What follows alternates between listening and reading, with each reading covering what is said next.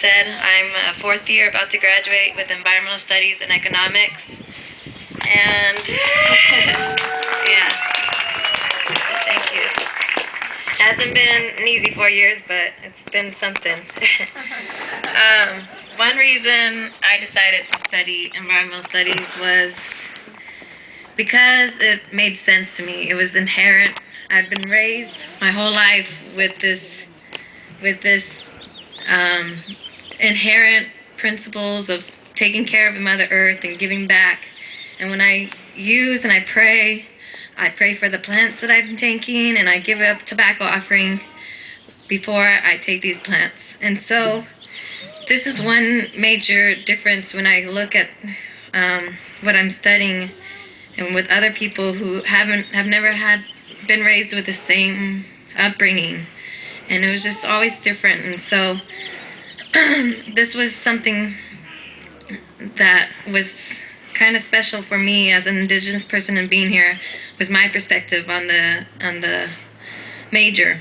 And so when Lucy asked me to speak today, I was like, okay, I guess I'm a senior. I don't really know too much, but I guess it's always been there, because my elders and my mom have passed it down through generations and generations. And as I said, these principles aren't new. The environmental movement, they say, began in the 1960s. You know, really, it's been going on for thousands of generations. We've taken care of our plants and our animals so we can use them, and so we can pray over them, and it's our responsibility. I studied abroad for a year in New Zealand, so I could learn other Indigenous people's perspectives on the environment.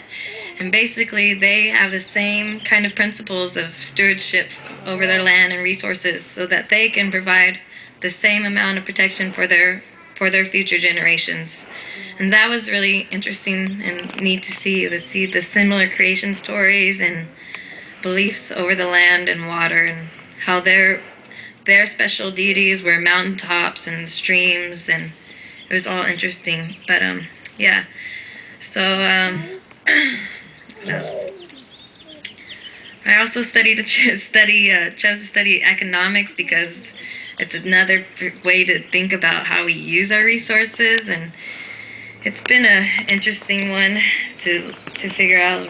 Like energy economics is like, how can we extract the most to get the most profit right now, and it's just an interesting way to look at it. But right now, that's what we need to look at, how we can do it in an efficient way and do it so it's sustainable. And so that's one thing I studied. So let's see.